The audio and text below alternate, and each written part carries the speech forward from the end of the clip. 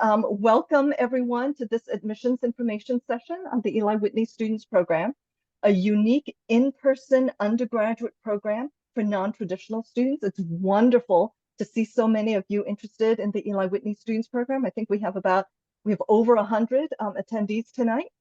My name is Patricia Way, Director of Admissions for the Eli Whitney Students Program. And in this session, we will discuss Yale's mission, financial aid, the Eli Whitney Students Program more in depth, postgraduate outcomes, academics, student experience, New Haven, and also provide some admissions advice.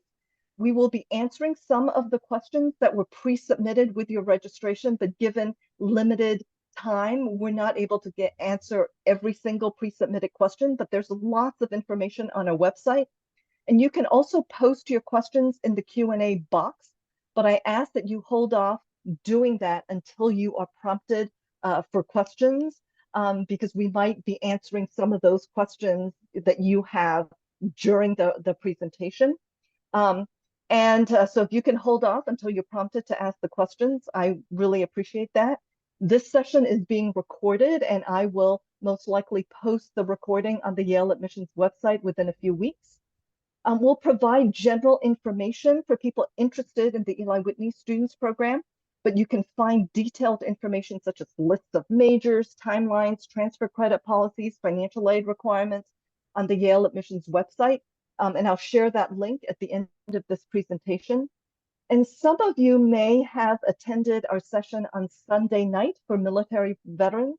Some of the information tonight will be similar to what you learned on Sunday, but there will also be more new content for you this evening.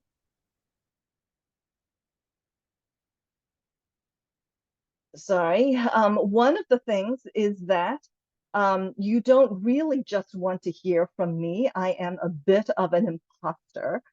Even though I've worked at Yale for over 30 years, I did not go to Yale. I didn't participate in the Eli Whitney Students Program. So joining us tonight are three current Yale Eli Whitney students. So I'm going to ask each of you to briefly introduce yourself. Let's start with Claire. Claire, do you want to just briefly tell us a little bit about you? Sure. Thanks, Patricia. I'm Claire Hobbs. I'm a rising senior in Yale College, majoring in cognitive science. I'm in Branford College. I'm originally from Austin, Texas, and I was the president of the Eli Whitney Student Society last academic year. Great, thank you. And Thomas? Hi, everyone. My name is Thomas Gio. I'm also a rising senior. I'm studying molecular, cellular, and developmental biology in the hopes to go to medical school. Let's see, I'm from Santa Cruz, California, and prior to attending school at Yale, I went to Cabrillo Community College in Aptos, California, and I was in the Air Force for 10 years. Great. Jasmine? Hello, I'm Jasmine Rogers. So I'm also a rising senior. These are like my people that I came in here with. But I'm a film and media studies major, and I came out of tech. So I'm doing something completely different. So talk to me if you have questions there. I'm in Silliman. I'm also from California, but from the San Jose area, so closer to San Francisco.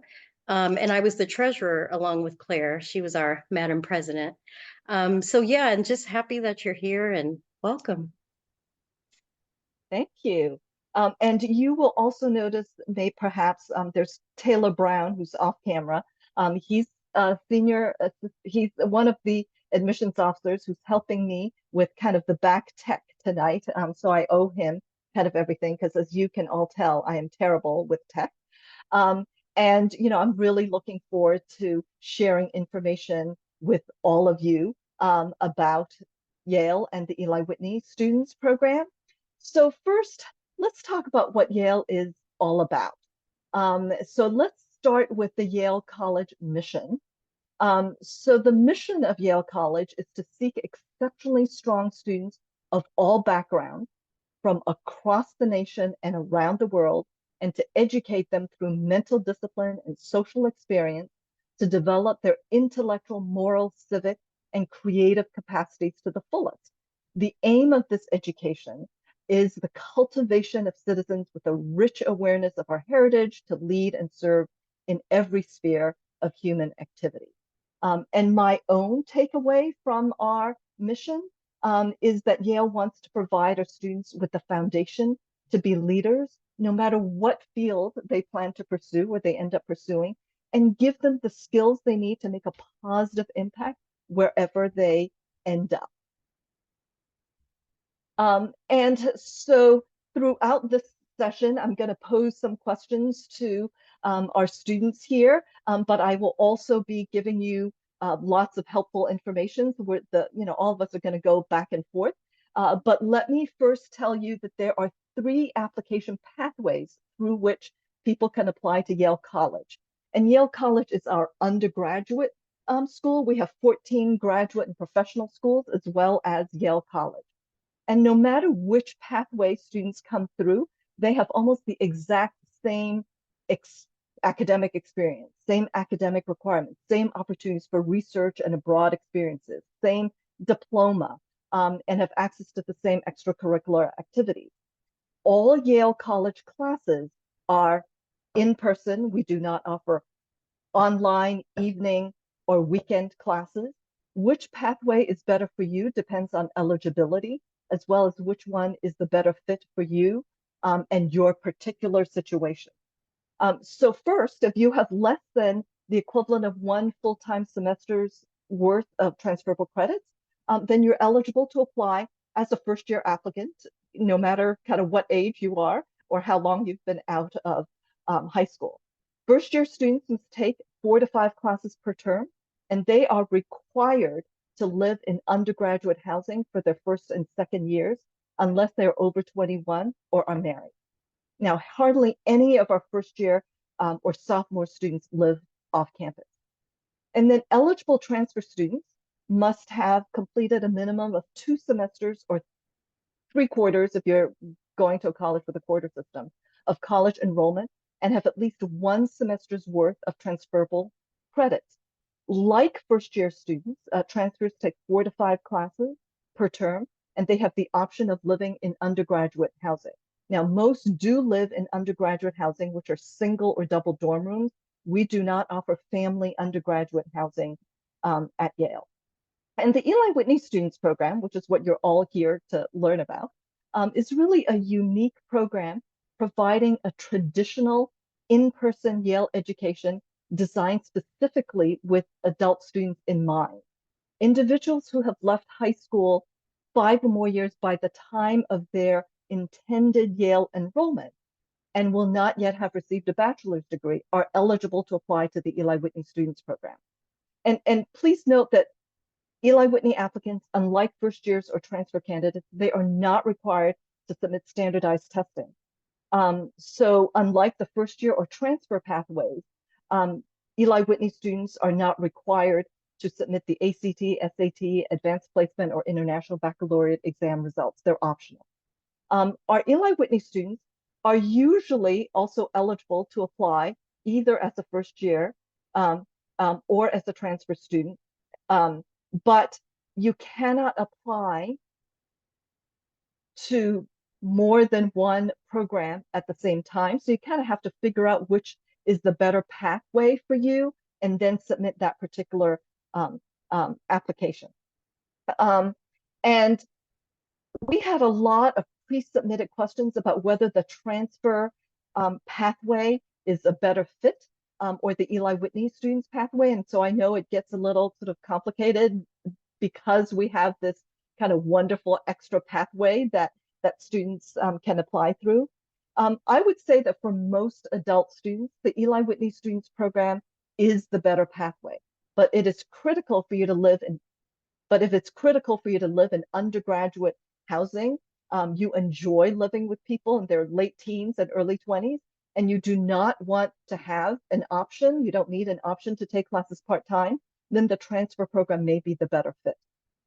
I also want to take this opportunity to share a little bit about our transfer credit policy.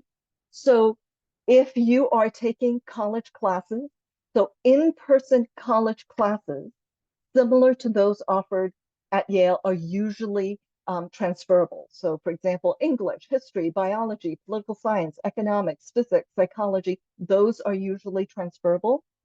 Now, courses that are not offered at Yale are not transferable. So for example, Yale does not offer business classes, communications classes, criminal justice classes. So those are not transferable to Yale. Synchronous online classes may be transferable, and synchronous meaning kind of Zoom live classes are usually transferable, but asynchronous classes are usually not transferable, meaning kind of recorded lectures, go at your own pace type of class.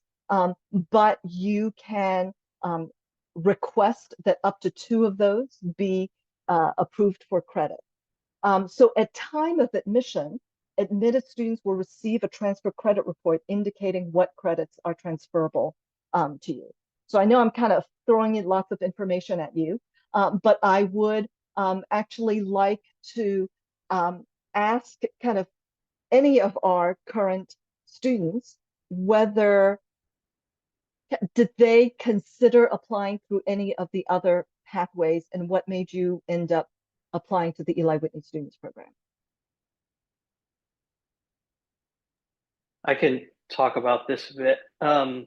I originally was going to apply to Yale as a transfer student after having finished my associate's degree at community college.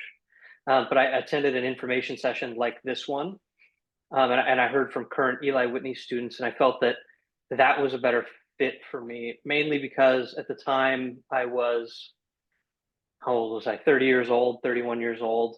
And I felt that, living off campus in my own apartment was a plus, not a minus, I guess you could say.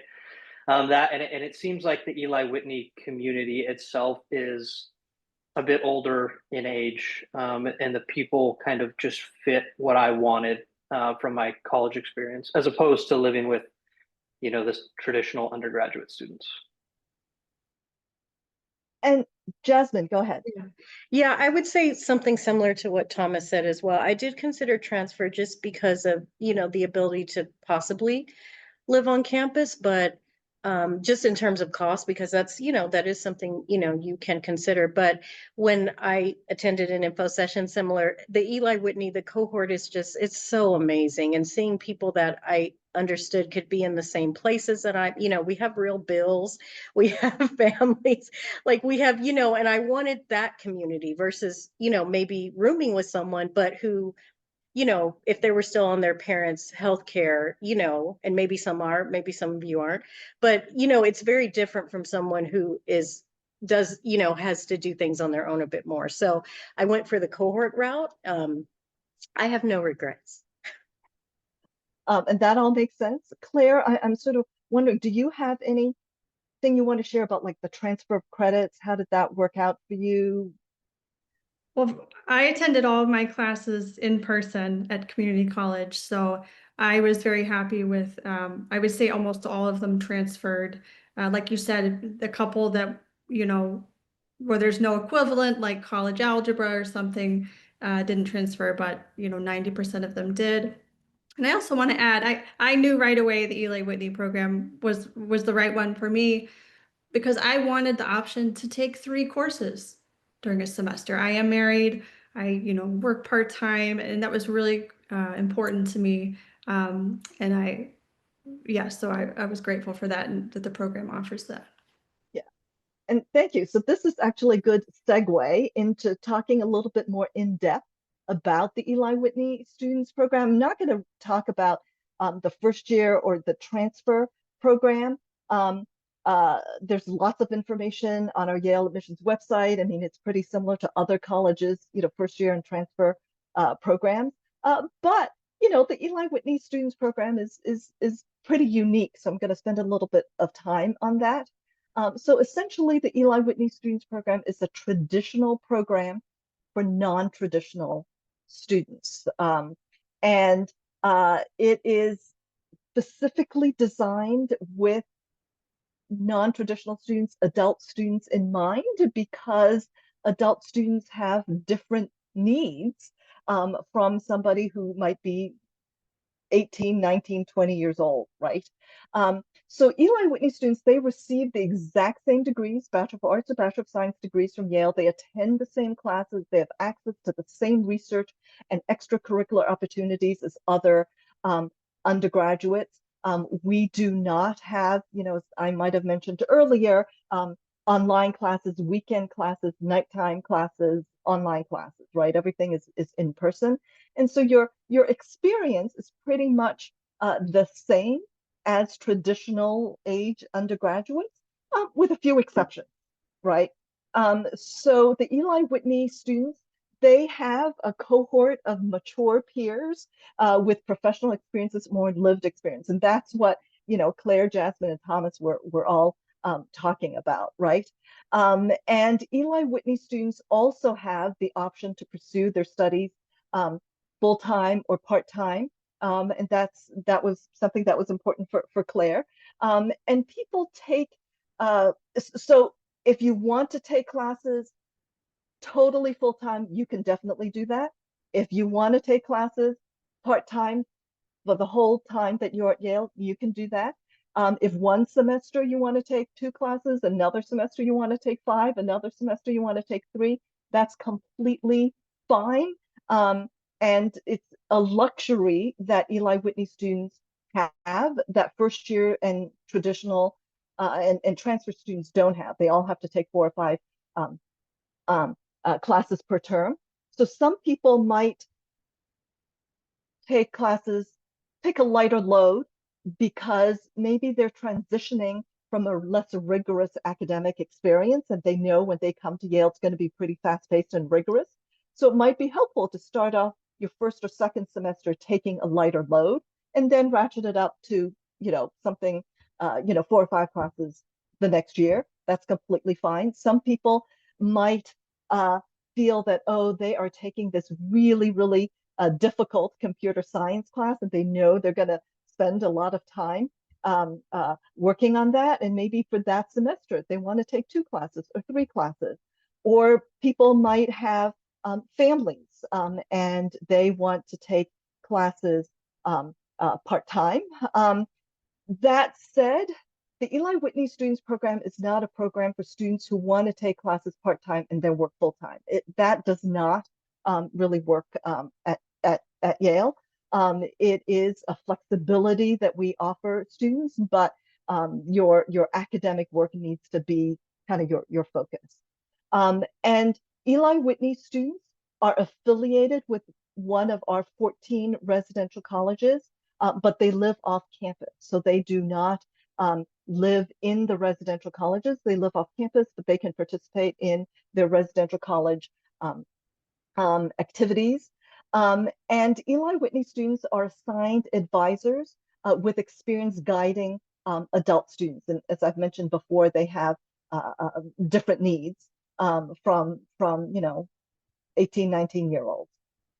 And we actually, this coming academic year, we will have a record 100 Eli Whitney students attending Yale College, which I'm very excited about.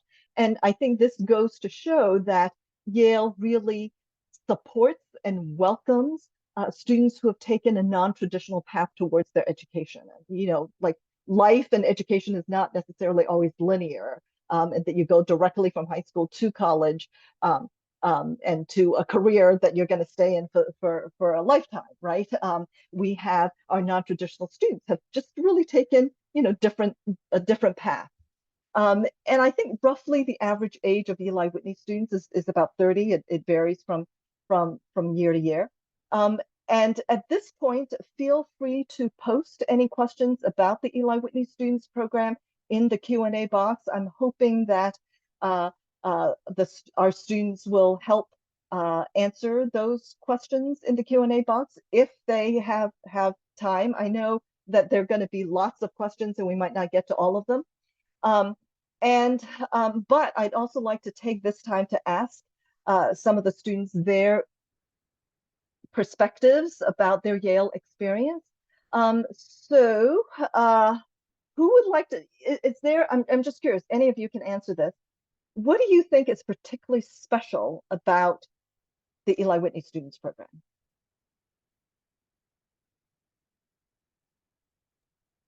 I can take that first. To me, I think my answer will always be the same. It's the community.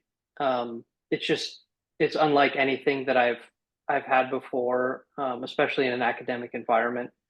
It's a place where you really feel comfortable learning and growing and, interacting with your peers. To me, it really just enhances everything that Yale already offers. And Yale offers a ton. Excuse me. Yale offers a ton as far as academics and research, but having that cohort and that community just makes the entire experience better.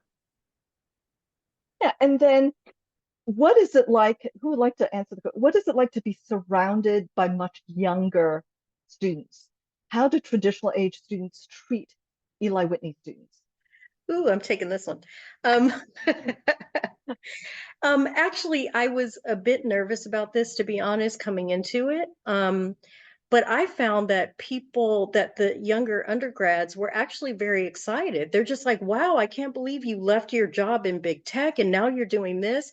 I think it made, at least for the people I've interacted with, it seemed to make them feel more comfortable that we're all in this boat, that there are things that they don't know and I'm here, and there are things that I don't know. I don't know where certain buildings are. And I'm asking them questions. I'm giving them advice. They're giving me advice. So I found it to be wonderful. In fact, I have a writing group now that came out of my previous class, and all of them are 20, and we meet every single week on Sunday and read each other's work and give feedback. So I found it to be wonderful. I think it's the mental attitude you bring into it. If you think less of them, they're going to think less of you.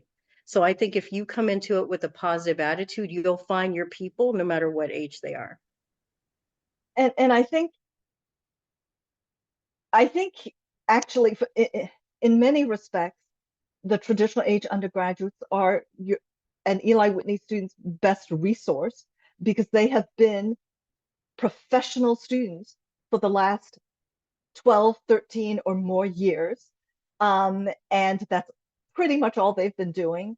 And they just kind of often know how to navigate, kind of academics and extracurricular activities. Whereas, for those of us who are older, we know a lot of other things, but, we might be a little bit more rusty where it comes to kind of being, a college student, and a college student at a residential college, right? And Claire, I'm going to pose this question to you. How does the Eli Whitney Students Society, which is the student organization for the Eli Whitney students, promote a sense of community and belonging for its adult students? Sure. Well, at the foundation, we have regular meetings throughout the year, monthly or bi-monthly, where we create a space for all the Eli Whitney students to come. We order delicious food. We have a few items of business, but then really open the floor to hear everyone's input or what they're going through, to share their experiences, to hear, things they wish were different, or things they're grateful for. So we create that space for them. And then outside of that, we try to have bigger events that incorporate other communities, such as the transfer students. We held a joint event with them. We try to bring in, make many of the events open to people with families, that invite their spouses or their kids. That's really important, so that the families feel included, because, they're part of this journey too. So I think just having that kind of group presence on campus. And then we also, this past year, did a joint event with non-traditional students at both Princeton and Brown. And that was really special for all of us to come together, share our stories, find out that we had very similar, unique journeys to get where we are. So things like that. Yeah, thank you. And Claire was a wonderful, wonderful president of the Eli Whitney Student Society, and had organized kind of all sorts of events and workshops. So Claire, thank you. You're welcome. Um, I couldn't have done it without Jasmine. so, and feel free to post questions about academic life in the Q&A box now. I'm going to talk about academics. I know I just looked at the Q&A box briefly. I will talk more about admissions, about GPAs a little bit later. So kind of keep your admissions questions on hold for the moment. So talking about academics at Yale, I mean, Yale offers an incredibly rich academic experience. I mean, our faculty members are world-renowned experts in their fields who are dedicated to teaching our undergraduates. We have roughly about 6,800 undergrads and a student to faculty ratio of only 6:1. While we do have larger lecture classes, 3/4 of our classes have 20 students or fewer in them, and 1/4 of the classes have fewer than 10 students.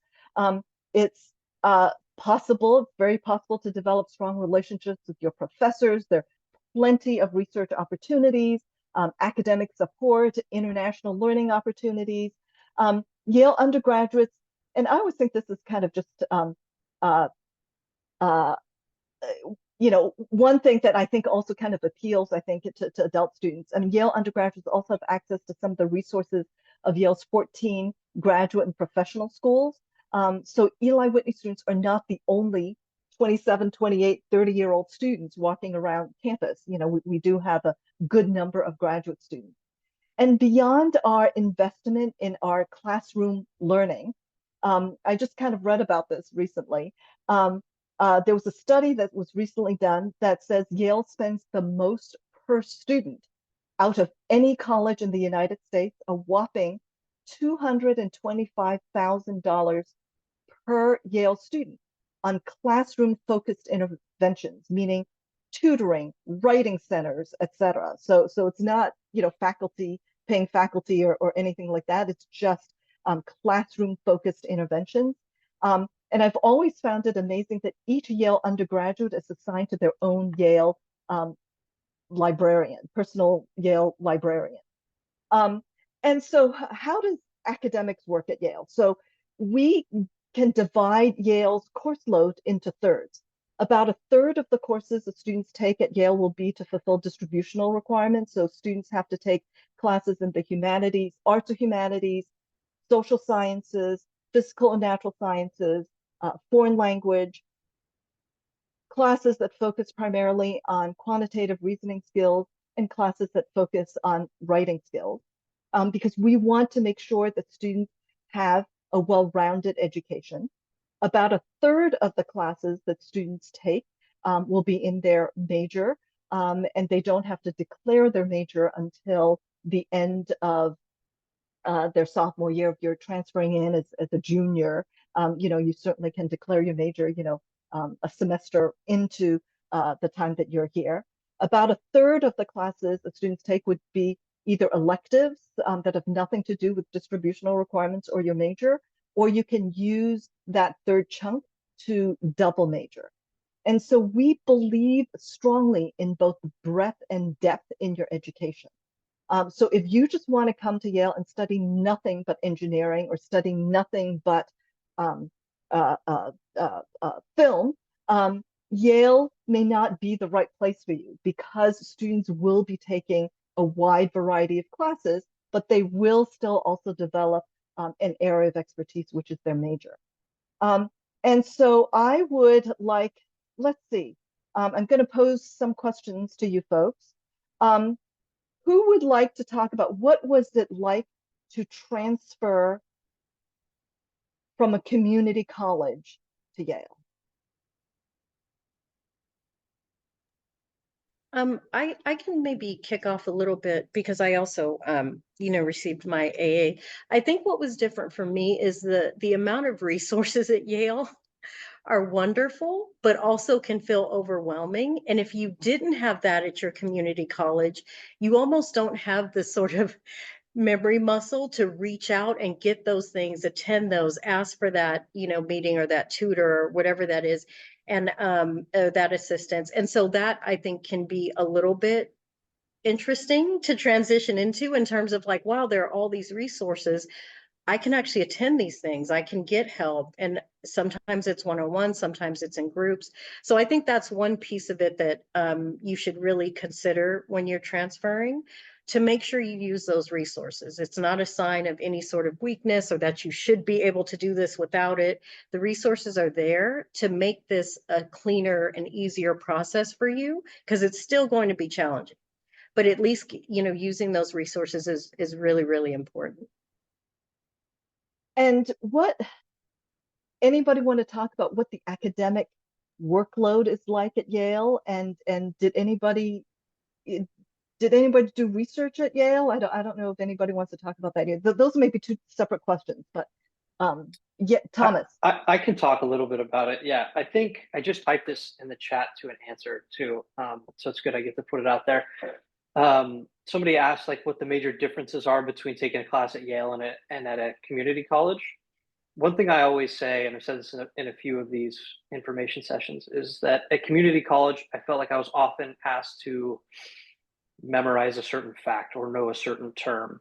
While here at Yale, they already expect you to have memorized the term or the fact, and then they want you to apply that to a situation you might not have seen before. So the knowledge that you learn here is much more application based, in my opinion, than what I saw at community college.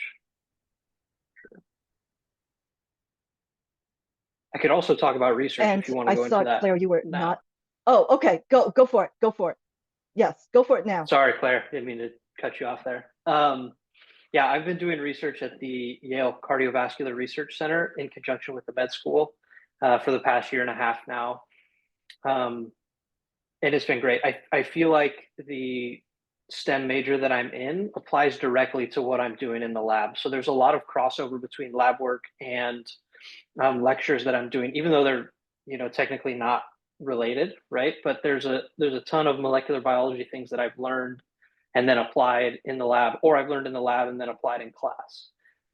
So I think that's been very helpful for me as far as like enhancing my learning and helping me really get a full grasp of everything.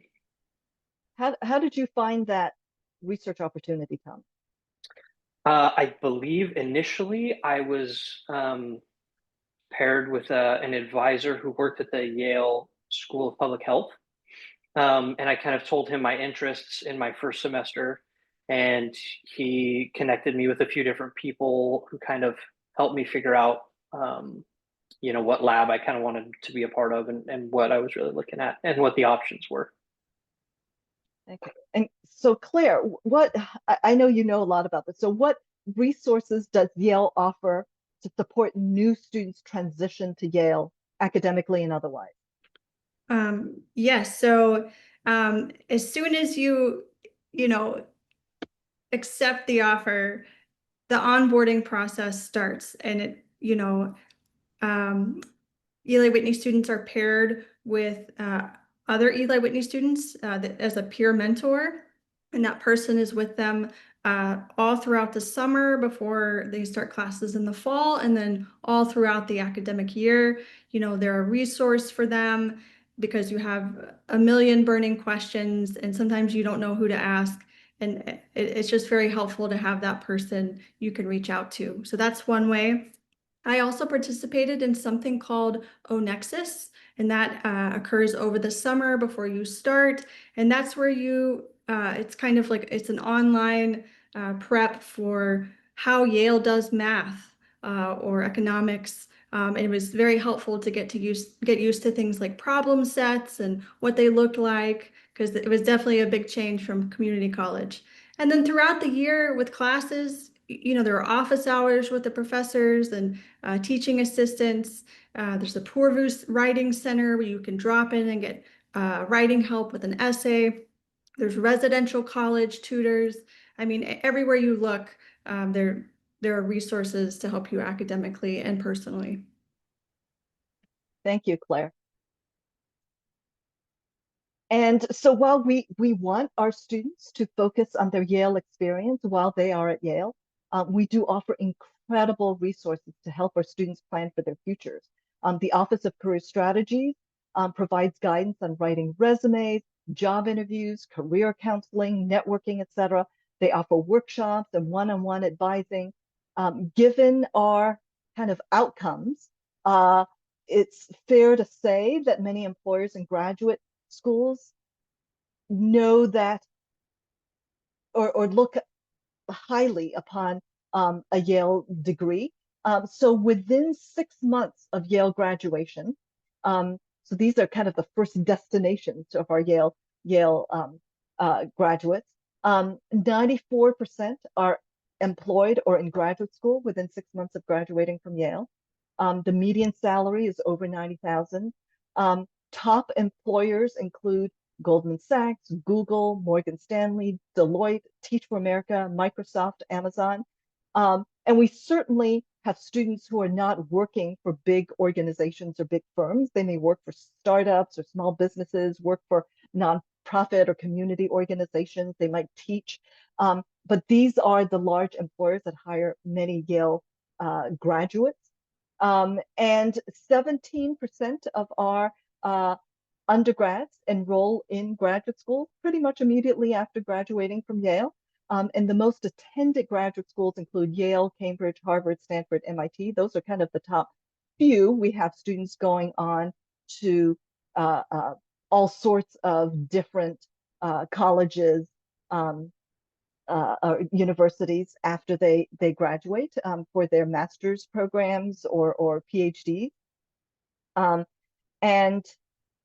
So one of the things we haven't touched much on is where Yale is located. And Yale is located in New Haven, Connecticut, which is a small city, about 140,000 people. It's conveniently located about an hour-and-a-half drive north of New York City and about 2.5 hours south of Boston. It is a vibrant small city, not a sprawling metropolis. Most things students need are within walking distance. To me, it has the amenities of a student with the feel of a college town.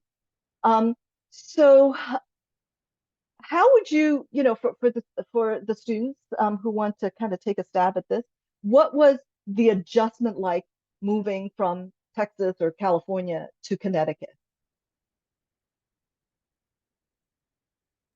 I can go first. I came from a relatively small town in California, a beach town, kind of similar to New Haven, like on the water. But I found that New Haven is definitely more of a city than the city I came from. And by that, I mean like there's a lot more happening, a lot more going on all the time. But I do enjoy New Haven. I think for me, it's about the perfect size city. I enjoy that I can walk from one end to the other if I need to, or use the Yale shuttles or whatnot to get around. It's not too big where you can't get places without a car, but it's just big enough to feel like there's enough room to move around and kind of experience some new things. I also enjoy that it's halfway between Boston and New York City. It's super easy to get to either, and there's a lot to see here on the East Coast. For us Californians, I mean, you could drive 6 or 7 hours from San Francisco down to LA, but here on the East Coast, 2 hours each way, you can be in a completely different city. So it's pretty cool. Yeah, I think the time that it takes to drive like to, I don't know, from San Francisco to LA, the same time you're probably passing 5 different New England states or 4 states, right? So can one of you talk about sort of housing, how you found housing? Because Eli Whitney Students Program doesn't offer kind of on-campus housing. So kind of I'm curious kind of where you live. Do you have roommates? Do you and how you found housing? I can jump in here. The Eli Whitney community is really helpful, again, right off the bat. Just we have a Slack channel, and you're invited to it as soon as you have your Yale email address. And so, you post on there, where should I look? And so other Eli Whitney students are happy to provide their advice about, buildings or parts of town that they've had good experiences with. I believe the Eli Whitney student presidents at the time, Megan and Nick, sent me an email with suggestions, Facebook groups to look into and things like that. So at first I used an agent and found a great place for my first year. And then once I knew the lay of the land a little bit more and where I wanted to live, last year I moved into a different apartment and I'm staying there again. So it was, it was a fairly easy process. And I did it all from a distance from Texas. I rented my place sight unseen or, through FaceTiming, but it worked out very well. Yeah, I guess I would just add to that as well, very similar coming from California. It was sight unseen, but I think because the community here is very comfortable with students from other states, students, international students. So they did a Zoom tour with me. I saw every inch of, my place. So I was able to really feel comfortable doing that. So there's the Slack channel, which is fabulous. And then there's also, once you're here, you have other resources. So I even spoke with my residential college dean who asked me, okay, I know you're an Eli Whitney student. I know you're living off campus. Are you comfortable there? Are there any other places that, what are you concerned about in terms of, do you want to stay there or, are you looking for something else? So you can also, gather some resources from people who know the area better than you do. And if they know where other people are, then they can say, oh, there's a big community of graduate students there. Maybe you would like that. So you have lots of resources. Yeah. And we've shared kind of, a lot of things about Yale with all of you, kind of student life, academic life. So for those of you attending the session, I'm curious, what words come to mind when you think about a Yale experience? I mean, I know you haven't experienced a Yale yet, but what words would you describe kind of what you think a Yale experience would be like? You don't have to tell us, you don't have to put in the Q&A box or chat or whatever. Just kind of maybe write the words down or just keep them in your head, whatever kind of pops up. I'll give you 2 seconds to do that before we go on to the next slide.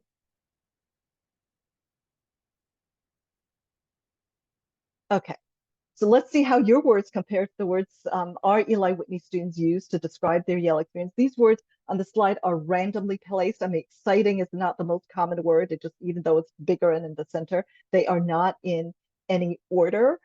So people said, exciting, grateful, unparalleled, meaningful, uplifting, enriching, surreal, overwhelming, humbling, illuminating.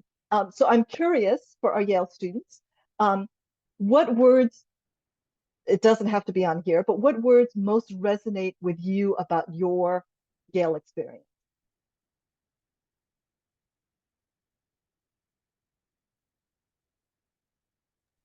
I can start here. The one that sticks out to me, and it's one I've actually used, is the word transformative.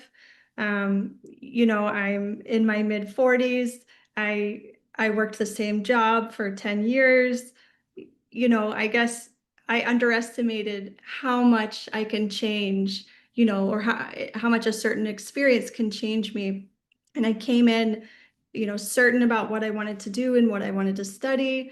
And boy, Yale just really challenged me in a wonderful way to reconsider that and to reconfigure my path. And it was just a wonderful experience. I got to follow my passions, follow my interests. Like Thomas said, you learn applications in class, you dive deeper into the material, and you extract, a different level of understanding.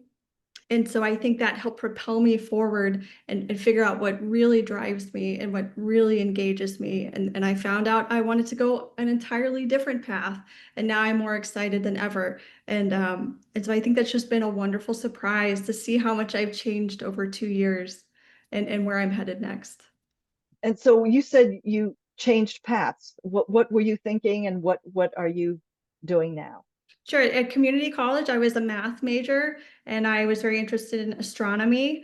And I thought that, this is where I'm going. This, there's no question. And I get in, I'm at Yale and I take a linguistics class. And I see that they have you have computational linguistics and, AI classes. And I thought, well, let's check this out, some computer science classes. And that's when I found out I really loved cognitive science. And I didn't even know that was a thing before I came. There's the academic fair right at the beginning of the semester where, every major and every certificate has the table, and you as the student get to walk around and talk to the heads, of these departments and ask any questions you want about the majors, or they have students. And so that was really helpful just to even see what was out there physically. Yeah. So yeah, that's just been a wonderful surprise. And that's not an kind of unusual experience, right? Because you're just exposed to kind of some of these things that weren't even on your radar kind of when you entered Yale. So another question for you all is, was there a moment when you felt like, I belong at Yale? I mean, I think, sort of as you're applying, et cetera, it's kind of like this other place, right? And once you got to Yale, like, was it immediate? Oh, hey, I feel like I belong at Yale. Or was there a moment where you thought, hey, I belong here? I think I would probably say no. When I first got here, I was like, where is building whatever that I'm looking for? But the moment that I had where I felt like I belonged, I started getting more involved in the community. So I became a mentor for first generation students, first generation low income students, and being able to speak to them just person to person about very similar and shared backgrounds, and the transition of where we're coming from and where we're going to, and all these, exciting options, but that also feel a bit daunting. That's when I felt like, okay, I belong here, because so far I've been siphoning support and help from people. And it was really one of the first times where I could give and show them resources and show them things I wish I knew on day one. And so that felt wonderful to go like, okay, it's the contribution, I think, that makes you feel like you belong, because there's a legacy here. And it is collaborative. It doesn't feel competitive, which is what I was looking for. So I think once you get into that stream, then you're just like, all right, and once you find the buildings, that helps. Yeah. And I think, when students first arrive at Yale, I mean, I think they can be overwhelmed.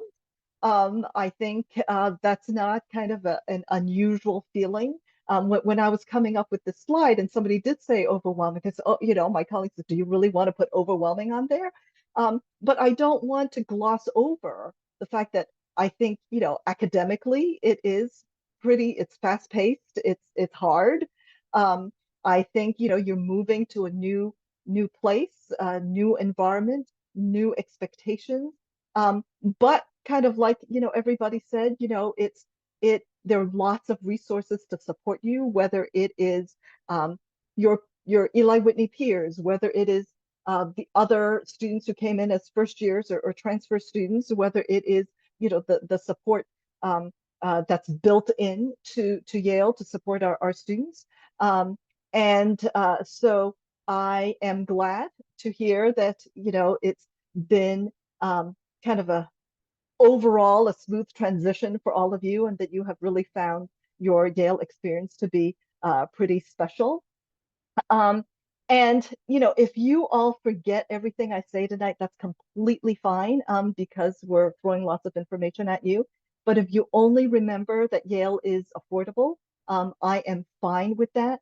Many people automatically feel that Yale is out of reach, or because it's not affordable, because we're a private university. But Yale College has one of the most generous need-based financial aid policies in the country.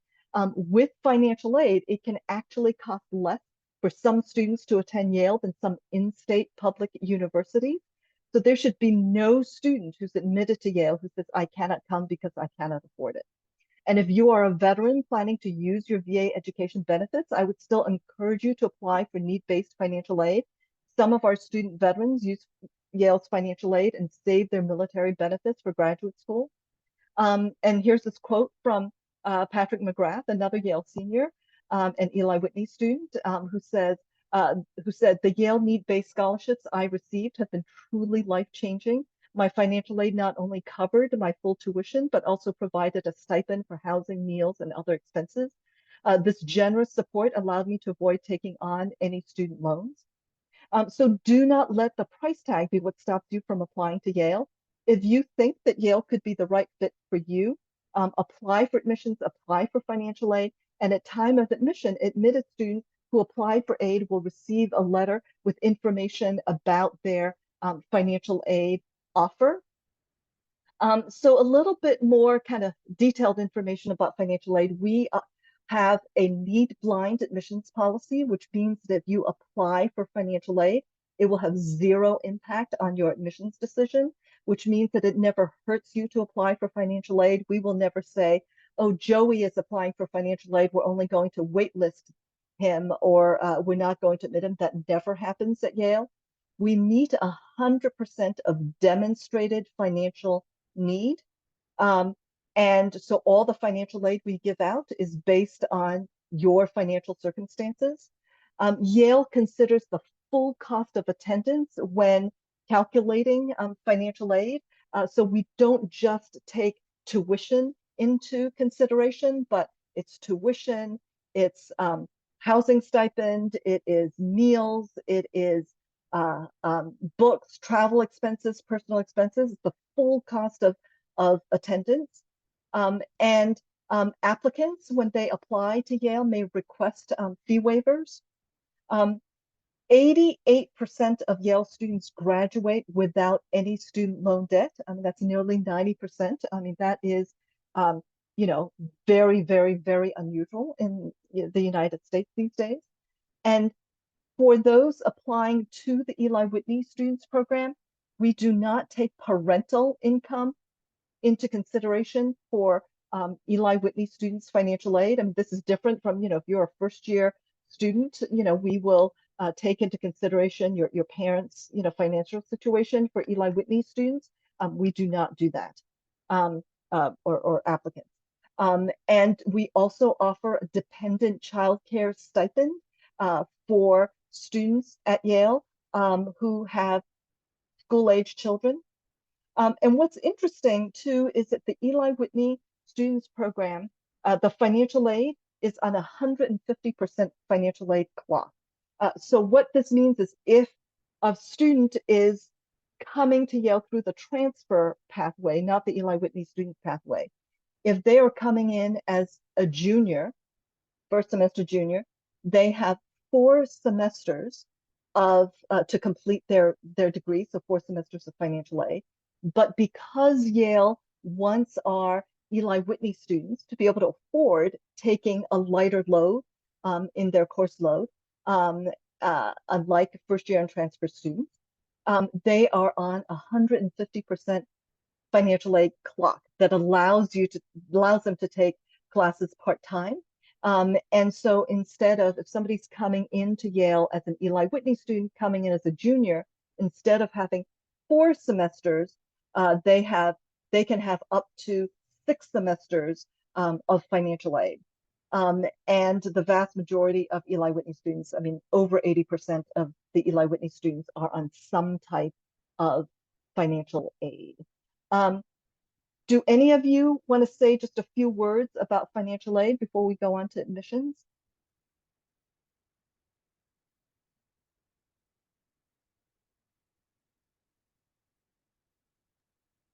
I guess I could just say something super quick before we jump over. I know that I was noticing in the comments there are a number of people coming from full-time employee roles and looking to move into full-time student, which I also did, and I'm sure, you know, there are other people did as well.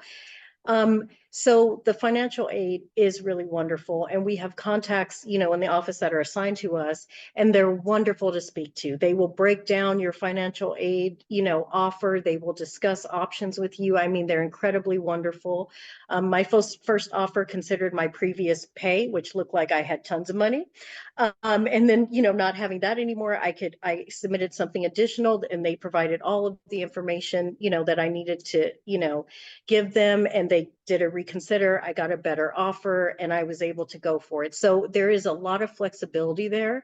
So don't let that scare you that you're going from this financial security into a situation where you're looking for financial aid. It's a very comfortable, soft landing place. So just don't be concerned about that. If this is where you want to go, then you'll be able to make it work. Yes, and to follow up on Jasmine's comment, when you get your financial aid offer letter when you are admitted, that will be based on kind of your previous, you know, or your current financial situation. But, you know, if you are coming from a situation where you're working and earning money, but then when you come to Yale, you no longer have a paycheck, after you get your financial aid offer letter, then at that point, you would reach out to Yale's financial aid office and let them know what the situation is, and they'll work with you. And I know, you know, we are kind of running out of time, so I'm going to let you all know that it's going to, you know, probably, you know, we're going to run maybe 10, 15 minutes kind of after we're supposed to end. I hope that is okay for those of you who are in the audience. If you need to leave, I completely understand, but we hope to post a recording of this session on our website. So let's talk about admissions and what the admissions office kind of looks for. I think academic strength is pretty self-explanatory. We are looking for students who are going to thrive and succeed academically at Yale. So we will look at your previous academic record, and we want to see students who are taking classes similar to what Yale offers. They're doing well academically, getting more A's than other grades. But we place much more emphasis on your recent academic performance, more than kind of your high school record or even your earlier college record, but we do expect students to present strong recent academic credentials.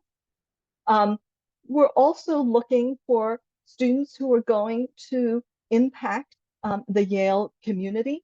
And when you kind of see the word community impact, oftentimes we think, oh, I have to be doing community service. And that's not what that is about. We are looking for people who are going to be a positive presence on the Yale community. And that can take many forms, and we won't look at your community impact the same way we would as somebody who's 18 years old. We don't expect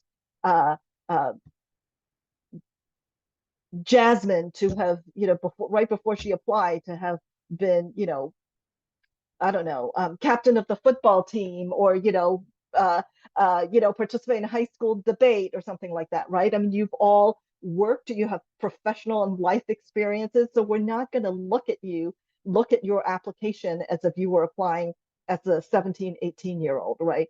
You know, but we do kind of expect, and we hope that students we admit will make an impact in some way, shape, or form on our community. And we also put a lot of emphasis on reflection and insight. And we want students who think deeply, who reflect deeply. We don't want the application to simply be kind of a checklist of your accomplishments. We want to see through your application how you have reflected upon your life experiences, your professional experiences. We like to see people who kind of wrestle with difficult ideas. We're looking for people who are intellectually curious. So those are some of the things that we are looking for in the admissions office. And so here's a little bit of advice that we want to share with you. Certainly, we want to make sure that our strongest applicants are presenting strong recent academic credentials. We encourage students, if you haven't taken classes in a while, that you should probably take some liberal arts and science courses, especially math classes and courses that focus on critical reading and writing. The ACT, SAT, standardized testing, such as advanced placement, class exam results, international baccalaureate exam results, they are optional for the Eli Whitney Students Program. You do not need to take them if you don't want to. And it is important to write thoughtful application essays. You know, does it come through your application that you're curious and you really want to learn, you really want to be a student? We ask that you submit 2, preferably academic letters of recommendation. So if you have been taking college classes recently, it is very helpful to have letters of recommendation from people who taught you in the classroom. We know that that may not be possible for everybody. Perhaps you've been working, you've been in the military, maybe some of the classes you've taken have been primarily kind of online asynchronous classes, and you don't really have academic instructors to write letters of recommendation for you, then you can submit non-academic letters of recommendation, whether they're from an employer or a mentor, somebody who knows you well. You will need to submit a resume along with your application. And my suggestion is that you apply to colleges with a range of selectivity. It simply isn't prudent to only apply to the most selective colleges in the country because you don't, you kind of want to make sure that you have options, right? But you also don't want to only apply to schools that you know you're definitely going to get into. That might mean that you're really not exploring your options, that you're not really challenging yourself and aiming high. So you do want to apply to some schools where you definitely know that you can be admitted to, that you can afford. And then you also want to apply to some schools that are good kind of targets, are in the ballpark, and then one or two schools that are reaches. And generally speaking, I encourage students to maybe apply to kind of 8 to 10 schools, but not just one or two, and not 20. And Claire, Jasmine, Thomas, I mean, you've all gone through the admissions process yourself not too long ago. Do you have any advice you want to share with those who may be submitting college applications soon? I've got some, because I hear this question frequently, and I think it's, in everyone's mind when they're applying, to transfer to a school is, am I a good fit? What does Yale want to hear? What does Yale want to see? And I want to suggest reframing that. First of all, by, if you're attending this, an info session like this, you've probably already self-selected into being a qualified candidate. So assuming that's true, how do you want to tell your story to Yale? What do you want to say to them? I think taking that approach is really going to set you apart, and ensure that your essays are in your voice and no one else's. And so not worrying about anything else besides that. I'll echo kind of what Claire said. I'm actually in the middle of applying to medical schools. That's what I've been doing all summer, which is very similar to applying to Yale. There's a lot of essay questions. And one thing that I've kind of relearned is that reflection is endlessly helpful. Kind of just taking the time to sit down and think about your life and your experiences and your background and how they've shaped you, and why they led you to where you are now and where you hope to go with them. That's been very helpful for me. It was helpful during the Yale application process. And another thing I'd like to say too is a lot of people feel pressured to have this like immaculate resume when you're applying to a school like Yale or schools like it. But I think that if you just authentically tell your story of who you are and you put that out there, that you'll be just fine. None of us here have cured cancer or have gone to the moon or any of that, right? We're not perfect people just because we're in Yale, and we never will be, right? So just tell your story authentically, and I think everything will work out how it's supposed to. Thomas, you're going to cure cancer one day. And you also did more, than just prepare med school applications this summer. Do you want to share what you did? Oh yeah, I also got married, which was great. Here's the ring. Thank you. Yeah, pictures coming soon. So I would say just one small thing. Try as much as you can when you're going through your application process to curb any negativity. Just curb it. Your experience matters. It's an advantage. It's unique to you. And so anything you're thinking about your history in terms of, well, this will look weird. Well, how do I explain that I didn't, captain the football team or do these other things?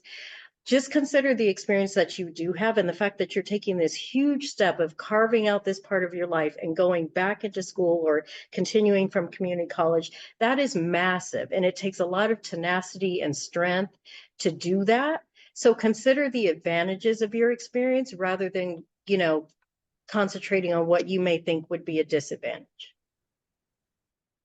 Thank you. Well said, everybody. So let's see, here we go. I'm actually kind of amazed. We didn't have a lot of people dropping off, even though we've gone overtime. So here are the timelines of the application deadlines, resources, admissions.yale.edu/Eli-Whitney. That has everything you ever want to know about the Eli Whitney Students Program. There's also a link there to application instructions. The application form will not become available until the late November, and the application deadline is not until March. If you have any questions, you can reach us at admissions.yale.edu/questions. So for those of you who are veterans of the U.S. military or active duty service members, we will be hosting a virtual student forum with current Yale students on Sunday. It will be an informal Q&A with our current students, and it's designed specifically for veterans and service members. So please join us for that. And any parting words, Claire, Jasmine, Thomas, you will each, I'll let each of you say a few parting words.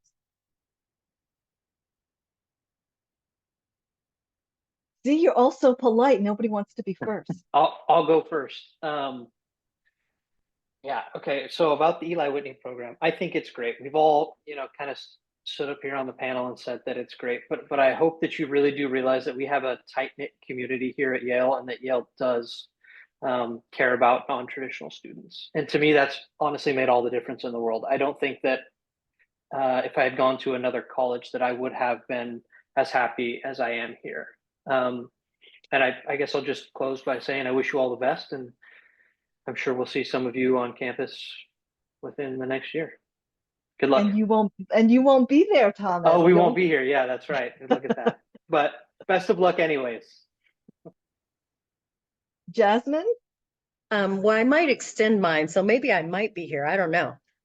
But yeah, I would say, even though this might sound a bit counterintuitive, have a bit of fun with your application. Just consider the fact that, like I said, you have so much to give and there's so much that and just enjoy it. And the cohort here really is wonderful. I know it may sound like we're saying everything is perfect and it's wonderful. And it's just because there's so much support here. It feels so good to be here, and it makes you strive. It galvanizes you to pursue your interests or other interests even, and feel the support to do that. So just know that when you get here, you do get some wings, you do get to fly, you can have fun with it. The rigor is there, but that challenges you. So just take a breath and don't put a lot of pressure on yourself, and just be very clear about who you are in your application, and it will shine through. And Jasmine, you're prompting me to make this comment, because you said that you might extend your time, Yes, kind of at Yale. And you can share if you want kind of why, but talking about kind of transfer credits, oftentimes students, when they are applying, are kind of very hung up on making sure that they get all their credits transferred over, because they're adult students and they've probably had their education interrupted at some point, and so they just want to go to college, get their degree as soon as possible, and get out. But I think once they come to Yale, they kind of realize that this is such a rich experience. It's, one of the words is unparalleled. I mean, you can't replicate this experience after you graduate. It's gone. And so oftentimes, our students, maybe initially they might be upset that maybe certain classes didn't transfer over. But once they're at Yale for a while, they kind of actually kind of think that, hey, that's okay. It actually gives me more time to be here. So I can completely answer to that. So I had a moment of delirium where I lost a few credits in the transfer and I panicked internally. And then what I can say to you in a very real sense is you want to lose some credits. There are so many great classes here. And if you can take that from the professors here, which inevitably you'll find several that you are just absolutely adore. They're so engaged. You can tell they love what they're doing. And so, or at least the professors I've had, maybe I've lucked out, but that's what I've heard from other people as well. So it's okay to lose a few credits. If there's something that's super important to you, you can push for that, you can discuss it, but it's okay because it's more about being well-rounded, critically thinking, really pushing yourself. And taking a standard class in community college, like sort of Thomas was saying, in a way, I'll steal from that. A lot of that is about rote memorization. Do you remember this? Do you know this happened? And Yale is more like, do you know why that happened? How would that happen in the future? How would you change that if that could happen again? So you want those classes and you want access to those professors, especially if it's in an area that you care about. If it's just something you were curious about, I'm taking this class. But if it's something that you really love, you want access to that professor. So if you lose a credit or two, trust me, later on, you'll be looking at the course listings like I did this time and thinking, I wonder if I could take 7 classes, which you cannot. So just take a deep breath. You may lose a credit or two, but just trust me, it will be made up to you triple. You'll definitely see that. Claire, you have the last word. Yeah, I just want to say how important and how wonderful the people, how important to me and wonderful the people are at Yale. And that's not just other students, that's the professors, the administrators, even the staff, just the whole ecosystem has just enriched my life so much. And I could tell how wonderful the people were as I began my transfer process, my application process, just attending info sessions like this. Patricia, I believe I sent you a number of emails asking questions and you answered them. And then I came to visit and I met with other Eli Whitney students, and that's just a huge part of the experience, and I'm very grateful for it. And you can tell in every part of Yale that the people are just wonderful. Well, thank you, everybody. Thank you, Claire. Thank you, Jasmine, Thomas, and Taylor for helping with this information session. And Claire, Jasmine, Thomas, thank you for sharing kind of your own college search experience and your Yale journey. I apologize to everybody for the initial kind of tech issues that I had. As I said, I am the least techie person in the world. After all these years, I'm still not great with Zoom. But if any of you here have questions about Yale, don't be shy about contacting admissions.yale.edu/questions, whether it is tomorrow or a year from now. But thank you very, very much for joining us.